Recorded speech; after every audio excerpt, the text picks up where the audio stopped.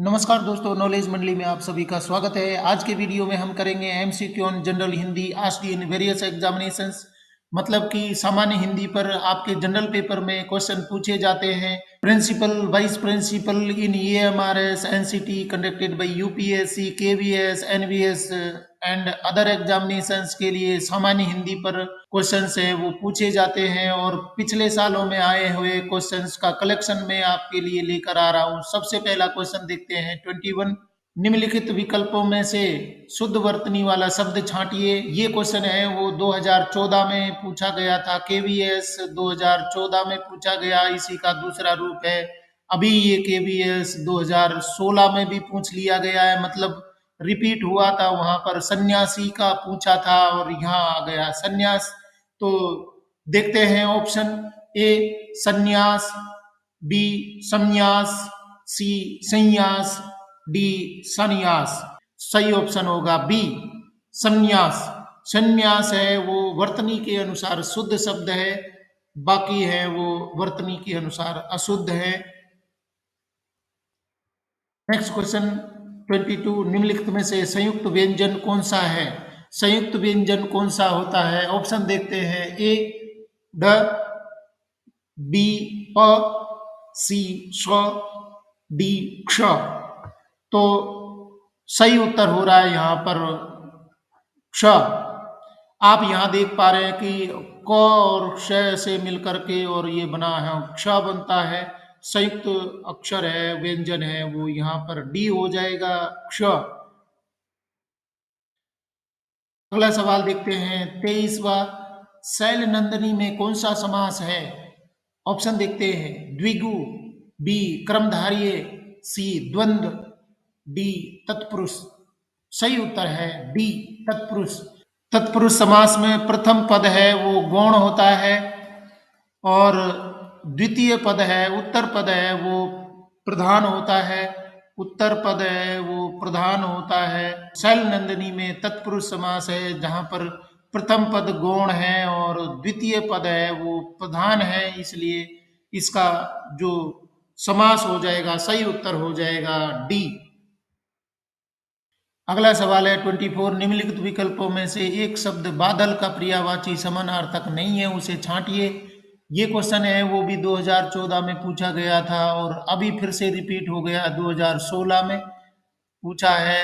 2016 में भी रिपीट करके पूछा गया था। तो ऑप्शन देख लेते हैं। ए मेघ, बी जलज, सी जलद, डी जलधर। तो सही उत्तर है यहाँ पर बी जलज। जलज है वो बादल का पर्यायवाची नहीं है, बाकी सारे हैं। मेघ है वो बादल का पर्यायवाची होता है, जबकि जलद है जल देने वाला, ये भी बादल का पर्यायवाची है। जलधर है ये भी बादल का पर्यायवाची है, जबकि जलज है वो बादल का पर्यायवाची नहीं है। आप कमेंट में जरूर बताइए कि जलज है वो किसका पर्यायवाची होता है। जल्दी से आपका कमेंट आ जाना चाहिए, जलज किसका पर्यायवाची होता है, जल्दी से बता दीजिए। नेक्स्ट क्वेश्चन देखते हैं। तीसवा। निम्नलिखित विकल्पों में से प्रांगमुख शब्द का सही संधि विच्छेद क्या है? ऑप्शन ए प्रांग प्लस मुख, बी प्राक प्लस मुख, सी प्रा प्लस सम्मुख, डी प्राक प्लस मुख। तो सही उत्तर है यहाँ पर बी प्राक प्लस मुख। प्रांग मुख है उसका सही संधि विच्छेद हो जाएगा प्राक मुख। Question number 26। निम्नलिखित वाक्यांश के लिए दिए गए वैकल्पिक शब्दों में से उपयुक्त शब्द चुनिए। एक उपयुक्त शब्द चुनना है कि ये भी क्वेश्चन है वो पहले वाले क्वेश्चन पेपर्स में कई बार पूछे गए हैं। एक वाक्यांश से एक शब्द हमें बताना होता है, पता लगाना होता है। वाक्यांश सुन लेते हैं। वह स्त्री जिसके पति ने उसे त्याग दिया हो उसे क्या कहेंगे? जिस स्त्री को उसके पति ने त्याग दिया है उसके लिए एक शब्द हमें ढूंढना है। ऑप्शन देखते हैं। ए परकिया, बी परित्यक्ता, सी दुर्भाग्यवती, डी प्रोसित पति का। सही उत्तर है बी परित्यक्ता।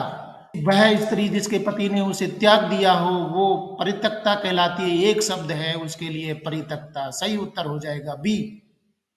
Next question 27। निम्नलिखित वाक्यांश के लिए दिए गए वैकल्पिक शब्दों में से उपयुक्त शब्द चुनिए। अत्यधिक बढ़ा चढ़ाकर कही गई बात है उसको क्या कहेंगे एक शब्द में? ए अनिर्वचनीय, बी अग्रणी, सी अतिशयोक्ति, डी अगोचर। सही उत्तर होगा सी अतिशयोक्ति। अत्यधिक बढ़ा चढ़ाकर कही गई बात है वो उसको बोलते हैं अतिशयोक्ति। क्वेश्चन नंबर 28, वीरेंद्र पक्का सरकार का समर्थक है, इस वाक्य में किस प्रकार की अशुद्धि है? यहाँ पर अशुद्धि हमें पता लगानी है। वीरेंद्र पक्का सरकार का समर्थक है। ऑप्शन ए पदक्रम संबंधी अशुद्धि, बी विशेषण संबंधी अशुद्धि, सी क्रिया संबंधी अशुद्धि, डी संज्ञा संबंधी अशुद्धि। सही उत्तर होगा ए पदक्रम संबंधी अशुद्धि।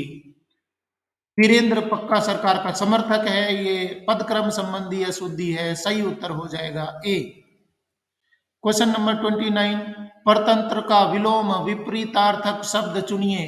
परतंत्र है उसका हमें विलोम शब्द ढूंढना है ऑप्शन में। ऑप्शन ए जनतंत्र, बी पराधीन, सी स्वतंत्र, डी गणतंत्र। सही उत्तर है सी स्वतंत्र। परतंत्र है उसका विलोम शब्द होगा स्वतंत्र। परतंत्र का मतलब है कि जो पराधीन हो, जो किसी के अधीन हो उसको हम परतंत्र बोलते हैं, और स्वतंत्र है जो किसी के अधीन नहीं होता है। सही उत्तर हो जाएगा सी। क्वेश्चन नंबर 30, निम्नलिखित में से किस शब्द समूह के तीनों शब्द समान लिंग के हैं? मतलब शब्दों के हमें लिंग पता लगाने हैं। अगर समान लिंग के हैं तो वो ग्रुप हमें ढूंढना है। ऑप्शन देखते हैं। ए छात्र फुटबॉल सागर, बी लता धूप पेड़, सी हाथी पवन हॉकी, डी घोड़ा पानी होली। तो सही उत्तर यहाँ पर है ए छात्र फुटबॉल और सागर, ये सभी पुल्लिंग शब्द हैं। यहाँ आप देख सकते हैं ये पुल्लिंग शब्द है, और बाकी है वो समान नहीं हो रहे हैं। तो छात्र भी पुल्लिंग है, फुटबॉल पुल्लिंग है, सागर पुल्लिंग है। तो सही उत्तर यहाँ पर हो रहा है ए। क्वेश्चन नंबर 31, निर्देश देख लेते हैं। निम्नलिखित वाक्यों में से शुद्ध वाक्य चुनिए। कौन सा शुद्ध वाक्य है ये चारों में से? ऑप्शन देखते हैं। ए स्कॉलरशिप का उत्तरदायित्व आपके लिए दिया जाता है, बी स्कॉलरशिप का उत्तरदायित्व आपको सौंपा जाता है, सी स्कॉलरशिप का उत्तरदायित्व आप पर निर्भर है, डी स्कॉलरशिप का उत्तरदायित्व आपको पहुंचाया जाता है। तो सही कौन सा वाक्य है यहाँ पर देखते हैं। बी स्कॉलरशिप का उत्तरदायित्व तो आपको सौंपा जाता है, आपको सौंपा जाता है, ये सही वाक्य बन रहा है। पहले को देख लेते हैं। स्कॉलरशिप का उत्तरदायित्व तो आपके लिए, आपके लिए ये सही नहीं है, ये गलत होता है यहाँ पर। इसके बाद में सी देख लेते हैं। स्कॉलरशिप का उत्तरदायित्व तो आप पर निर्भर है, आप पर निर्भर है, ये भी गलत हो जाता है। और तीसरा डी देखते हैं। स्कॉलरशिप का उत्तरदायित्व आपको पहुंचाया जाता है, ये आपको पहुंचाया जाता है, ये गलत है, वाक्य शुद्ध नहीं हो सकता इसकी वजह से। तो सही उत्तर हमारा यहाँ पर हो रहा है स्कॉलरशिप का उत्तरदायित्व आपको सौंपा जाता है, ये सही हो जाएगा।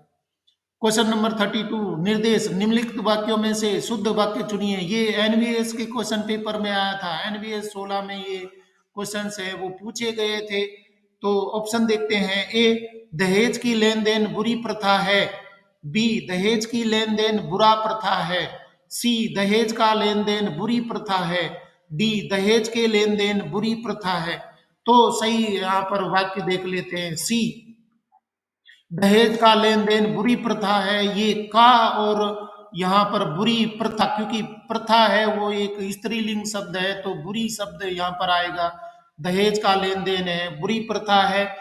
बाकी ऑप्शन देख लेते हैं। दहेज की यहाँ पर आ रहा है तो की आ गया, और बुरी यहाँ पर आ गया, तो ये तो सही है, परंतु की यहाँ पर गलत दिया है तो ये सही नहीं हो सकता।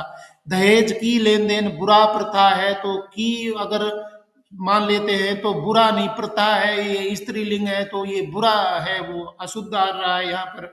डी देखते हैं। दहेज के लेन देन बुरी प्रथा है, के यहाँ पर गलत आ गया, तो इस तरीके से सही उत्तर हो रहा है सी दहेज का लेन देन बुरी प्रथा है। सही वाक्यांश है यहाँ पर सी होगा। क्वेश्चन नंबर 33, निर्देश निम्नलिखित वाक्यों में से शुद्ध वाक्य चुनिए। ए मजदूर दिन रातों काम करता है, बी मजदूर दिन रात काम करता है, सी मजदूर दिन रात भर काम करता है, डी मजदूर सब दिन दिन काम करता है। तो सही यहाँ पर वाक्य हो जाएगा बी मजदूर दिन रात काम करता है। गलत कैसे है, बाकी वाक्यांश देखिए। मजदूर दिन रातों यहाँ पर नहीं आएगा, दिन रात आ जाएगा तो सही होता। मजदूर दिनों रातों, दिन रातों काम करता है, ये गलत हो रहा है। इसके बाद में सी देख लेते, मजदूर दिन रात भर, यहाँ पर गलत आ रहा है, ये गलत हो जाएगा। डी, मजदूर सब दिन दिन, तो सब भी गलत है और दिन दिन है वो भी गलत है। एक ही दिन होना चाहिए था, परंतु यहाँ दिन दिन भी गलत हो रहा है। तो इस तरीके से सही उत्तर हमारा हो जाएगा बी, मजदूर दिन रात काम करता है, ये शुद्ध वाक्य है। क्वेश्चन नंबर 34, फिर से शुद्ध वाक्य ढूंढना है हमें। ए, उन्हों को सामान लेना है। बी, उनको को सामान लेनी है। सी, उन्हें सामान लेना है। डी, उन्होंने सामान लेना है। तो सही कौन सा है, सी हो जाएगा, उन्हें सामान लेना है। उन्हों को ये अशुद्ध हो रहा है, उनको को यहाँ पर अशुद्ध बना रहा है इसको, और ये साथ में ही लेनी भी गलत हो जाता है क्योंकि सामान है, ये पुल्लिंग है। और डी है, उन्होंने सामान लेना है, उन्होंने यहाँ पर गलत दिया है, तो सही उत्तर हो रहा है सी, उन्हें सामान लेना है, ये शुद्ध वाक्य होगा। क्वेश्चन नंबर 35, फिर से वही है, आपको शुद्ध वाक्य ढूंढने हैं। प्रत्येक के पास बहुत झंडा था। बी, प्रत्येक झंडे लिए थे। सी, प्रत्येकों के पास झंडे थे। डी, प्रत्येक के पास झंडा था। तो यहाँ पर सही उत्तर हो रहा है डी, प्रत्येक के पास झंडा था। प्रत्येक के पास बहुत नहीं हो सकता क्योंकि प्रत्येक है वो एक के लिए संबोधित हुआ है, तो प्रत्येक के पास में एक ही झंडा होना चाहिए। बी देख लेते, प्रत्येक झंडे लिए थे, तो प्रत्येक झंडे लिए थे ये भी बहुवचन में आ रहा है, तो ये प्रत्येक है वो लिए थे नहीं हो सकता। सी, प्रत्येकों के पास झंडे थे, ये भी गलत हो रहा है। प्रत्येकों के यहाँ पर ये प्रत्येकों है वो बहुवचन में नहीं, प्रत्येक है वो एक वचन में काम लिया जाता है, तो झंडे ये भी गलत हो रहा है। सही उत्तर यहाँ पर हो रहा है, प्रत्येक के पास झंडा था। नेक्स्ट क्वेश्चन वाक्य शुद्धि से ही संबंधित है। ए, उसका तो प्राण ही सूख गया। बी, उसके तो प्राण ही सूख गए। सी, उसकी तो प्राण सूख ही गई। डी, उसके प्राण सब सूख गए। तो सही यहाँ पर वाक्य है, उसके तो प्राण ही सूख गए, ये सही है। उसका तो प्राण ही सूख गया, तो प्राण है वो शब्द बहुवचन में काम लिया जाता है, उसका तो प्राण, ये गलत है। इसके बाद में सी देख लेते, उसकी तो प्राण सूख ही गई, तो प्राण है वो पुल्लिंग में भी काम आता है, तो उसकी नहीं हो सकता। और सूख ही यहाँ पर नहीं, सूख गया तो सु ही नहीं लगेगा। और डी, उसके प्राण सब सूख गए, तो प्राण है वो सब का कोई यहाँ पर नहीं मतलब होता है, ये गलत हो जाता है। और इस तरीके से तीनों गलत हो जाते हैं। सही उत्तर हो रहा है बी, उसके तो प्राण ही सूख गए। नेक्स्ट वाक्य शुद्ध हमें ढूंढना है। ए, हम आपसे पहले ही कहे थे। बी, हम आपको पहले ही कहे थे। सी, हमने आपसे पहले ही कहा था। डी, मैं आपसे पहले ही कहा था। तो सही शुद्ध वाक्य हमें ढूंढना है, इसमें सही उत्तर हो रहा है सी, हमने आपसे पहले ही कहा था। हम आपसे पहले ही कहे थे, ये गलत हो रहा है, आपसे भी गलत हो रहा है।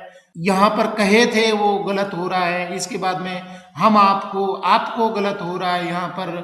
और मैं आपसे, मैं यहाँ पर गलत हो रहा है, तो सही उत्तर हो जाएगा यहाँ पर, हमने आपसे पहले ही कहा था। अगला वाक्य शुद्धि देखते हैं। ए, पेड़ में लगे फल देखकर आनंद आ गया। बी, पेड़ पर लगे फल देखकर आनंद आ गया। सी, पेड़ पर लगे फलों देखकर आनंद आ गए। डी, पेड़ में लगी फल देखकर आनंद आ गई। तो सही यहाँ पर पेड़ में लगे फल देखकर आनंद आ गया, पेड़ पर यहाँ पर गलत है। और इसके बाद में पेड़ पर लगे फलों, यहाँ फलों को ये बहुवचन में नहीं आना चाहिए, फलों देखकर आनंद आ गए, ये भी गलत हो जा रहा है। पेड़ में लगी फल, लगी फल है वो पुल्लिंग है, तो लगी गलत है। पेड़ में लगी फल देखकर आनंद आ गई, यहाँ पर ये भी गलत दिया है। इस तरीके से सही उत्तर हो रहा है हमारा ए। नेक्स्ट क्वेश्चन, निर्देश निम्नलिखित वाक्यों में से शुद्ध वाक्य चुनिए। फिर से उसी तरीके का सवाल है। ऑप्शन देखते हैं। ए, जानती हो सौम्या कितनी मधुर गाती है। बी, जानती हो सौम्या कितनी मधुर गाती है। सी, सौम्या जानती हो कितना मधुर गाती है। डी, जानती हो सौम्या जी कितनी मधुर गाती है। सही वाक्य होगा ए, जानती हो सौम्या कितना मधुर गाती है। ये क्वेश्चन वाक्य है। बाकी देख लेते हैं। जानती हो सौम्या कितनी मधुर गाती है, यहाँ कितनी गलत है। यहाँ जानती हो सौम्या कितनी मधुर गाती है, तो कितनी गलत है, कितना सही हो रहा है। सी, सौम्या जानती हो, यहाँ सौम्या से कहा जा रहा है, तो ये भी गलत हो रहा है। सौम्या जानती हो कितना मधुर मधुर गाती है, तो ये सौम्या के लिए नहीं है। डी, जानती हो सौम्या जी कितनी मधुर गाती है, तो ये सौम्या जी भी यहाँ पर गलत हो रहा है, साथ में कितनी भी गलत हो रहा है। सही उत्तर हो रहा है हमारा ए। और T20 क्वेश्चन का लास्ट क्वेश्चन है, वाक्य शुद्धि इसमें भी ढूंढनी है। ए, गत सप्ताह वह जाएगा। बी, गत सप्ताह वह चला जाएगा।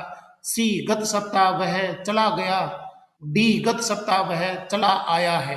तो सही उत्तर हो जाएगा यहाँ पर सी, गत सप्ताह वह चला गया। मतलब ये पास्ट टेंस में बताया गया है, भूतकाल में बताया गया क्वेश्चन है। गत सप्ताह वह चला गया। बाकी को देख लेते हैं। गत सप्ताह वह जाएगा, तो जाएगा तो ये तो भविष्य काल में आ जाता है, ये फ्यूचर टेंस का बन जाता है, तो जाएगा इसमें ये गलत है। गत सप्ताह वह चला जाएगा, तो चला जाएगा ये फिर से फ्यूचर में आ रहा है, फ्यूचर टेंस बना रहा है, तो ये गलत हो जाता है। और डी, गत सप्ताह वह चला आया, तो आया, चला और आया है, ये बिल्कुल ठीक नहीं बैठ रहा है। सही उत्तर हो रहा है हमारा सी, गत सप्ताह वह चला गया।